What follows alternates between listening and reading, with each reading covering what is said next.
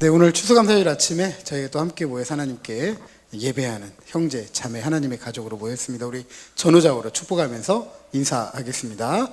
축복합니다. 네, 잘 나오셨습니다. 네, 은혜 받으십시다. 네, 복을 받으시려면은요, 아멘. 네, 오늘도 우리 예배가 복된 예배가 된 줄로 믿습니다. 오늘 추수감사 주일입니다. 우리 지난주에 말씀을 나누었던 것처럼 혹시 감사를 채워가기 위해서 여러분들의 삶의 시각을 한번 조정해 보셨는지 궁금합니다. 나에게 없는 것 때문에 원망하거나 불평하지 않고 내가 가지고 있는 것 때문에 감사하셨느냐라는 것입니다. 또한 감사를 살아가기 위해서 행동을 수정하기 위해서 노력해 보셨습니까?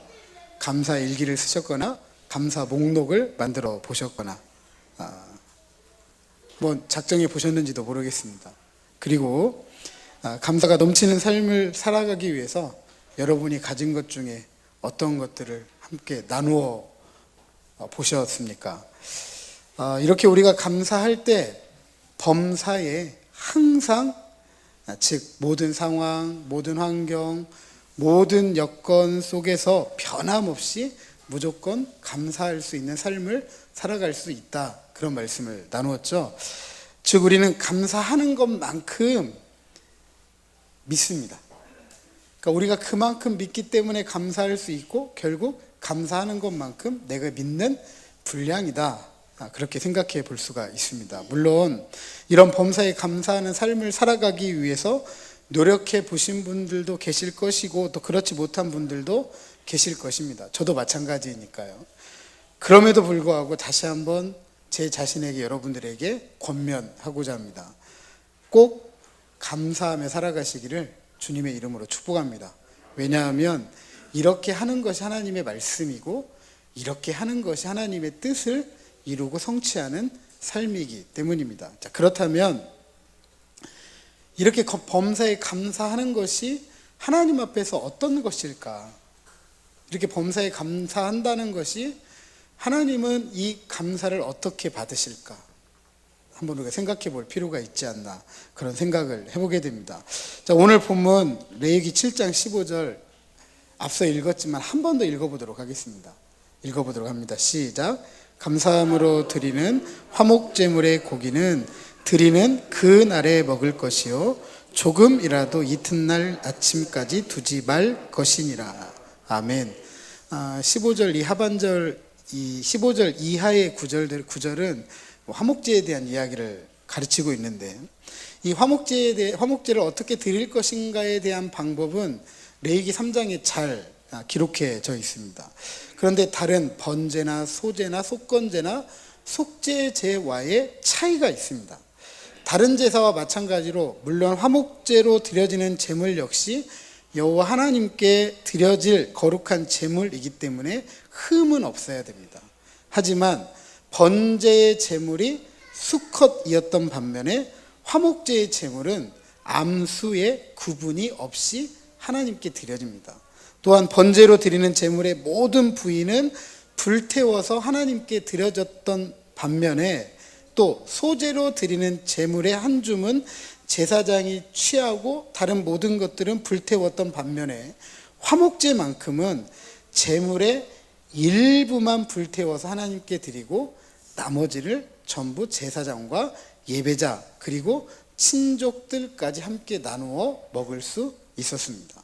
그리고 번제와 소제가 매일 아침과 저녁에 드려졌던 정규적인 예배, 규칙적인 예배였던 반면에 화목제는 선택적인 예배입니다. 이런 화목제에 대해서 우리가 읽은 7장 15절 이하에는 선택적으로 드려지는 세 가지 화목제가 기록되어져 있습니다. 감사함으로 드리는 감사제, 자원함으로 드리는 자원제, 서원을 성취하게 드려지는 서원제가 있습니다. 이처럼 화목제가 선택적이다라는 의미는 상당히 이 예배가 예배자 중심의 예배이다라는 것을 알 수가 있습니다. 이처럼 화목제가 선택적이다, 상당히 예배자 중심이다라는 것은 제사장과 예배자 그리고 친족들까지 나누어 먹는다라는 것에 비추어 보면 화목제는 상당히 즐거웠던 예배, 축제였던 예배, 잔치였던 예배다라는 사실을 알 수가 있습니다. 다시 말씀드리면 예배자의 의지가 중심이 되는 제사가 화목제이고 축제와 잔치와 같은 예배, 그러므로 인해서 기쁨이 충만하고 즐거움으로 가득 찬 예배는 누가 만들어내느냐? 예배자가 만들어내는 것이다 라는 사실입니다. 예배자의 의지에 의해서 더 기쁘고 즐겁고 축제와 같고 잔치와 같은 예배를 만들어갈 수 있다라는 사실입니다. 우리가 함께 축제와 같은 즐거운 예배 드리고자 한다면 예배자에게 어떤 의지가 있어야 되느냐? 감사함이 있어야 되고 자원함이 있어야 되고 마음의 소원을 담아서 예배에 참여할 때에 그 예배가 축제와 같은 예배, 잔치와 같은 예배가 될 수 있다라는 사실입니다. 이처럼 감사절은 기쁨의 제단을 쌓는 것입니다. 화목제 히브리어로 쉘라밈이라고 합니다. 근데 우리가 잘 알고 있는 히브리어 중에 샬롬 있죠. 평안하라, 샬롬, 평안, 평화, 파생어입니다. 진정한 평화로서 하나님과의 평화는 구원을 가능하게 하고 이 구원은 다시 오늘날 우리들의 삶에 참된 평화가 깃들게 합니다. 진정한 평화로서 하나님과의 평화가 가져오는 구원을 기대하면서 그 구원의 역사로 오늘 우리들의 삶에 참된 평화로 채워가는 예배가 감사절의 예배, 감사함으로 나아가는 예배, 자원함으로 나아가는 예배, 마음의 소원을 담아 나아가는 예배이다라는 사실입니다. 이런 예배가 되기 위해 하나님께 마음을 드릴 때 하나님의 선하심과 자비하심을 따라 드릴 수 있는 물질도 필요하겠죠. 물질이 쓰이는 곳을 보면 그 사람의 마음이 어디에 있는지, 어디에 가치를 두고 사는지 알 수가 있습니다. 왜냐하면 물질이 가는 곳에 마음이 따라가기 때문입니다. 하나님께 마음을 두고 물질을 드리면 그 사람은 하나님께 대한 마음이 확정된 사람입니다. 물론 물질이 없이 드리지 못하는 경우도 있어요. 그러나 하나님께 드릴 것이 물질만은 아닙니다. 건강도 드릴 수 있죠. 시간도 드릴 수 있고 마음을 다해서 온 힘과 뜻을 모아서 우리의 삶으로 주께 충성, 주께 헌신, 주께 봉사하면 그것이 하나님께서 받으시는 예배라는 사실입니다. 물론 건강도 되지 못하고 시간을 낼 수 없는 경우도 있어요.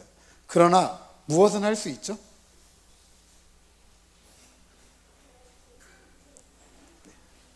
마치 아무것도 없는 것처럼 저만을 바라보시. 우리 마음을 쏟을 수 있잖아요. 마음을 쏟고 정성을 다해서 기도할 수 있습니다. 마음을 쏟고 정성을 다해서. 그것이 하나님께서 받으시는 예배입니다. 다른 경우도 마찬가지이겠죠. 마음이 담겨 있고 마음을 쏟고 마음이 가는 거룩한 모든 일들은 예배를 온전히 누리는 예배이다 라고 말씀을 드릴 수가 있습니다. 예수님은 참된 화목제물이 되셨습니다. 바울은 화목제물이 되신 예수님을 통해서 하나님 안에서 또한 즐거워한다라고 하였습니다. 예수님은 주님의 만찬을 통해서 그 즐거움에 참여하게 하였고 예수님은 이것을 기념하라라고 하였습니다. 우리는 떡과 포도주를 떼면서 하나님의 큰 사랑으로 나아갑니다. 그리고 그 구원의 큰 은혜에 참여하고 그것을 기억하면서 성찬식을 통해 하나님의 선하심, 자비하심을 따라서 감사와 자원하는 마음으로 더 큰 서원의 자리로 나아가게 되는 것이죠. 사랑하는 성도 여러분, 축제와 같은 예배, 기쁨과 감동, 즐거움이 함께하는 예배, 제가 만드는 거 아니에요. 항상 주일날 예배할 때 목회자가 처음부터 끝까지 사회 보고 말씀 전하고 모든 것을 이끌어 가니까 집에 돌아가실 때 은혜 받았습니다. 그 얘기의 대부분의 어떤 주체적인 성격은 목회자에게 달려 있어요. 그날 내 마음에 드는 설교를 했습니다. 내 마음에 드는 찬양을 했습니다. 마음에 드는 예배의 분위기였습니다. 어떤 이런 이야기들을 많이 하시는 것 같아요. 하지만 진짜 예배는 내가 하나님 앞에 어떻게 나아가느냐에 따라서 정해져 있습니다. 결국 은혜를 받느냐 은혜를 받지 못하느냐는 목회자의 몫이 아니라 순전하게 누구의 몫이냐? 우리 각 개인의 몫입니다. 물론 목회자도 그만큼 준비해야 되죠. 제가 목회자의 책임이 없다라는 말씀을 드리는 거 아닙니다. 목회자도 그만큼의 책임이 있어요. 어떤 책임이냐면 저도 예배자로서의 책임입니다. 저도 한 사람의 예배자로서 이 자리에 서 있고 하나님 앞에 나아가는 사람이에요. 여러분하고 다른 사람이 아니에요. 이 말씀을 전하면서 저하고는 관계없는 말씀을 전하는 게 아니라 저에게 하는 이야기죠. 제가 어떤 모습으로 하나님께 나아가느냐, 이 예배의 전부예요, 저에게는. 이처럼 여러분들도 이 예배의 전부는 어떤 것이어야 되냐면 여러분들 한 사람 한 사람이 나는 하나님께 어떻게 나아가는 사람이냐가 중요하다라는 사실입니다. 예배자가 감사하는 마음으로, 자원하는 마음으로 마음의 소원을 담아 예배에 적극적으로 역동적으로 참여할 때 그 예배는 기쁨의 예배, 즐거움의 예배, 잔치와 같은 예배, 축제와 같은 예배가 되는 것입니다. 이런 예배를 위해서 어떻게 마음을 담아 나아갈까? 그것은 생명을 속하시는 분으로서의 최고의 하나님께 우리의 최고를 드리는 것입니다. 우리 오늘 살아가는 세상에서 최고라고 하면 항상 이것과 연결을 시키다 보니까 항상 여기에 많은 걸림돌이 생기는 것 같아요. 여러분이 가지고 있는 최고의 것은 무엇입니까? 여러분이 가장 소중하게 여기는 것, 여러분이 없으면 안 된다고 생각하는 것, 그게 무엇이냐는 거죠. 그게 돈일 수도 있고요. 성공일 수도 있고, 명예일 수도 있고, 다양한 것일 수가 있어요. 하지만 모두가 다 똑같이 이런 모든 것을 가지고 있지는 않아요. 그리고 하나님이 우리의 사정을 제가 아는 것보다, 우리 주변의 사람들이 아는 것보다 더 잘 알고 계시는 분이십니다. 성경은 무릇 나 자신을 상징하는 마음을 드리라고 했습니다.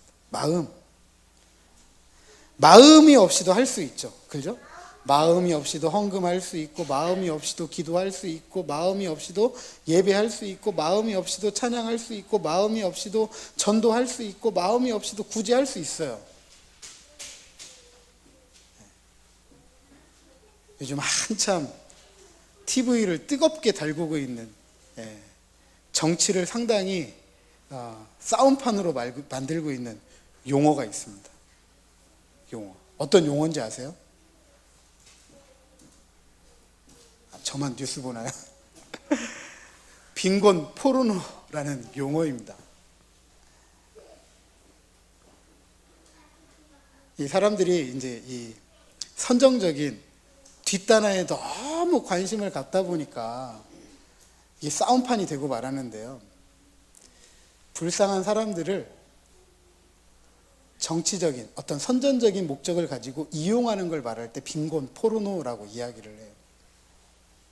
무슨 말이냐면 무엇인가 정치적으로 어떤 선전적이고 어떤 이미지를 만들어내기 위해서 그것을 한다는 거예요. 그러니까 결국 거기에는 마음이 있어요, 없어요? 아무런 마음이 없는 거예요. 이걸 빈곤 포르노라고 이야기하는 거예요. 다양한 용어들이 있어요. 먹방 포르노도 있어요. 먹방 포르노. 음식에 대한 가치를 두기보다는 무조건 먹는 거예요. 그러니까 음식에 대한 마음이 없어요. 그냥 먹는 걸 보여주고 나는 뭐만 하면 돼요? 돈만 벌면 되는 거예요. 그러니까 빈곤 포르노 똑같은 말이에요. 어려운 사람 도와주겠다는 마음은 하나도 없어요. 그냥 내 이미지만 하나 만들어내겠다라는 것을 말할 때 그렇게 표현합니다. 우리 세상을 살아가면서 이런 모습 너무 많아요. 그런데 신앙생활 하면서 이런 모습 없을까요? 물론 여기에 앉아 계신 우리는 그렇지 않다고 저는 믿고 확신합니다. 근데 실제로 많은 신앙인들을 보면 신앙한다고 하면서도 마음이 없이 하는 경우가 참 많다는 것도 부정할 수 없습니다. 그런데 문제는 뭐냐 하면 하나님은 우리가 뭘 하고 하지 않고를 보시는 분이 아니라 무엇을 보시는 분이래요? 마음을 보시는 분. 마음을 보시는 분. 하나님은 마음을 살피시는 분입니다. 왜냐하면 마음은 우리 인생의 중앙 살림부이기 때문에 그래요. 우리는 마음 먹은 대로 살아가요. 마음 먹은 대로. 그래서 우리가 좀 비아냥거리고 할 때 이렇게 쓰잖아요. 네 마음대로 하라고. 네 마음대로 하라고. 그러니까 마음은 자기의 삶을 살아가는 하나의 굉장히 중요한 컨트롤 타워인 거예요. 모든 결정과 선택이 내려지는 곳이 바로 마음이고, 그래서 마음이 가야 온전하다라고 말하는 거예요. 빈곤 포르노가 되지 않으려면 진짜 마음이 가야 돼요. 마음이 가야 돼요. 진짜. 온전한 마음으로 물질을 드리고, 온전한 마음으로 성공을 드리고, 온전한 마음으로 명예를 드리고, 온전한 마음으로 기도하고, 온전한 마음으로 찬양하고, 온전한 마음으로 구제하고, 온전한 마음으로 이것이 하나님께서 받으시는 최고의 예물인 거예요. 아멘. 바로 그런 예물을 받으실 때 우리에게는 기쁨이 쌓이는 거죠. 그래서 하나님께 나아가는 이 감사절은 기쁨의 제단이다라고 말씀을 드릴 수가 있습니다. 그리고 우리는 참된 화목제가 되신 예수님을 통해서 하나님의 즐거움을 풍성하게 누리는 사람입니다. 한국교회가 잘못된 건 아니에요. 왜냐하면 성찬에는 예수님의 죽으심을 기념하는 의미가 있기 때문이죠. 그런데 이 죽으심을 너무 강조하다 보니까 성찬이 너무 적막하고 정적이고, 그리고 그 죽음에 헤어나오지 못하는 이런 분위기 자체는 그렇게 바람직하지 못합니다. 왜냐하면 이 성찬을 통해서 예수님은 죽으심을 넘어 부활의 새로운 생명을 보게 하셨잖아요. 여러분, 우리가 아이들이 태어나면 슬퍼요, 기뻐요? 슬퍼요, 기뻐요? 아이들이 태어나는데 가가지고 우시는 분 계세요? 없잖아요. 그 날은 죽음을 넘어서 생명을 바라보는 날이에요. 예수님의 십자가는 단지 죽음으로 끝나는 사건이 아니라 죽음 넘어 새로운 생명을 주는 부활의 사건을 기념하는 거죠. 아멘.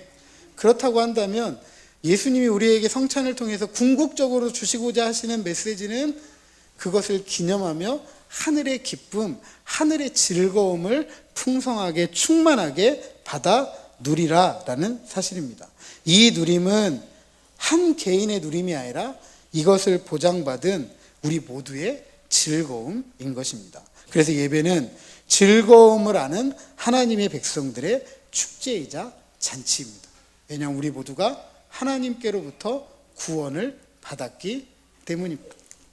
이 축제와 잔치는 하나님의 선하심과 자비하심을 따른 감사의 축제, 자원함의 축제, 서원의 축제입니다.